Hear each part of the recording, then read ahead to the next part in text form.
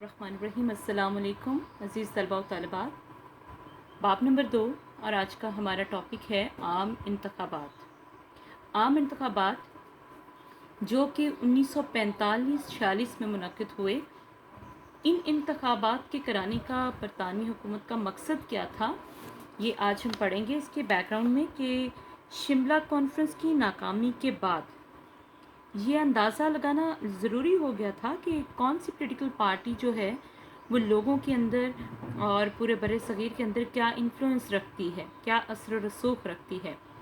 تو اس کے لیے کیونکہ اس صورتحال میں برطانوی حکومت نے عوامی رجحانات کا پتہ چلانا تھا، اس لیے عام انتخابات کا انعقاد کیا گیا۔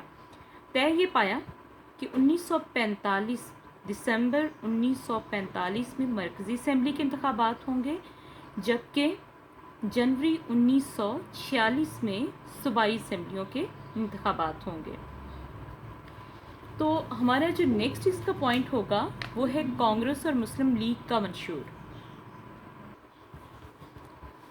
تو آپ سب جانتے ہیں جیسا کہ عام انتخابات سے پہلے ہمیشہ منشور پیش کیا جاتا ہے مختلف پولیٹیکل پارٹیز کی طرف سے جو کہ انتخابات میں حصہ لینا چاہتے ہیں۔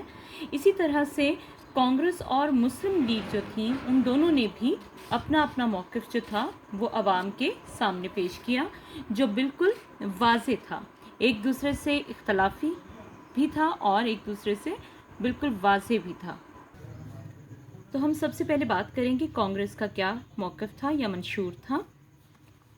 کانگریس کا منشور یہ تھا کہ جنوبی ایشیا جب بھی انگریزوں کے تسلط سے آزاد ہو، ایک واحد ملک کی صورت میں، ایک متحدہ ہندوستان کی صورت میں آزاد ہو، یعنی ان کے نزدیک تقسیم کی کوئی بھی اسکیم قبول نہیں کی جائے گی، کیونکہ وہ اپنے آپ کو بر صغیر کی سب سے بڑی اور واحد نمائندہ جماعت جو کہ تمام کمیونٹیز کو ریپرزینٹ کرنے والی تھی، ان کے پوائنٹ آف ویو سے وہ اپنے آپ کو واحد نمائندہ جماعت ہی کنسیڈر کرتے تھے اور اسی بات کا دعویٰ کرتے تھے۔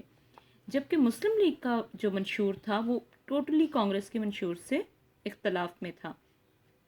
جیسے عام انتخابات پاکستان کے حق میں اس اسباب رائے قرار دیے گئے، یعنی اگر مسلم لیگ یہ انتخابات جیت جاتی ہے تو تقسیم کا مطالبہ جو ہے وہ پورا ہوگا، یعنی پاکستان بنے گا، اور اگر مسلم لیگ یہ انتخابات نہ جیت سکی تو تقسیم کا یہ مطالبہ از خود ہی، یعنی خود بخود ہی مسلم لیگ اس موقف سے ہٹ جائے گی کہ وہ ایک مسلمان کمیونٹی کے لیے ایک علیحدہ وطن کی ڈیمانڈ اپنے منشور میں رکھیں۔ تو یہ ان دونوں پارٹیز کا ایک واضح منشور تھا۔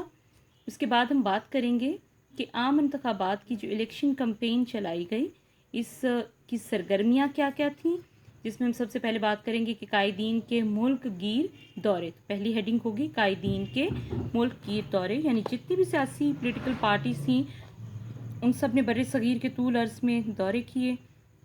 کانگریس کا موقف تھا یا کانگریس کی کوشش تھی کہ مسلم لیگ کو ہر لحاظ سے ناکام بنایا جائے، کیونکہ مسلم لیگ کا منشور کیا تھا؟ پاکستان بنانا۔ اس لیے انہوں نے ایک بہت بڑی گیم جو اپنے لیول پہ کی وہ تھی دیگر مسلم لیگ کے علاوہ مسلم جماعتیں تھیں ان کو اپنے ساتھ ملانے کی، جس میں اگر ہم بات کریں تو یونسٹ پارٹی تھی، احرار پارٹی تھی، جمعیت العلماء ہند تھی، یہ تھیں تو مسلمانوں کی پارٹیز، لیکن ان سب میں سے کسی کے بھی منشور میں پاکستان بنانا شامل نہیں تھا۔ یہ منشور صرف اور صرف مسلم لیگ کا تھا۔ اس لیے انتخابی مہم کے دوران کانگریس نے اپنی بھرپور کوشش کی کہ ان مسلم جماعتوں کے ذریعے سے مسلم لیگ کو توڑا جا سکے، لیکن وہ اپنے عزائم میں کامیاب نہ ہو سکی، کیونکہ دیگر مختلف سیاسی جماعتوں سے جو ورکرز تھے وہ مسلم لیگ کی طرف آ رہے تھے۔ ہم نیکسٹ میں بات کریں گے قائد اعظم کے طوفانی دوروں کی۔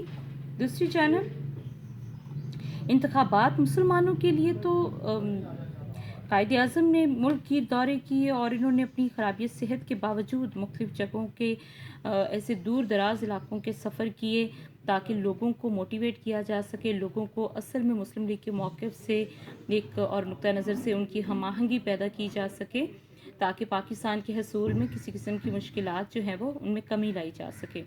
تو مسلمانوں کے لیے یہ موت و حیات کا معاملہ تھے۔ یعنی انتخابات چونکہ مسلمانوں کے لیے تو زندگی اور موت کا مسئلہ تھا، اس لیے مسلم لیگ نے ملک گیر دورے کیے۔ قائد اعظم اپنی خراب صحت کے باوجود ملک گیر دورے کرتے رہے، اور بہت سے مسلمان رہنما جو تھے وہ اپنی اپنی پارٹیز کو چھوڑ کر مسلم لیگ میں شامل ہو رہے تھے۔ اب ہم بات کریں گے قائد اعظم کے چیلنج کی۔ قائد اعظم نے اپنے جلسے اور جلوسوں میں کھلم کھلا کانگریس کو چیلنج کیا تھا کہ انتخابات میں مسلم لیگ جس کا موقف ہے پاکستان بنانا، یعنی اس مطالبے کو وہ سچ ثابت کرے گی، اور مسلمانان بر صغیر پاکستان تخلیق کر کے ہی دم لیں گے۔ اس طرح سے مسلم عوام جو تھی انہوں نے قائد اعظم کی آواز پہ لبیک کہا اور پاکستان بننے میں قائد اعظم کو فلی سپورٹ کیا۔ بہت شکریہ۔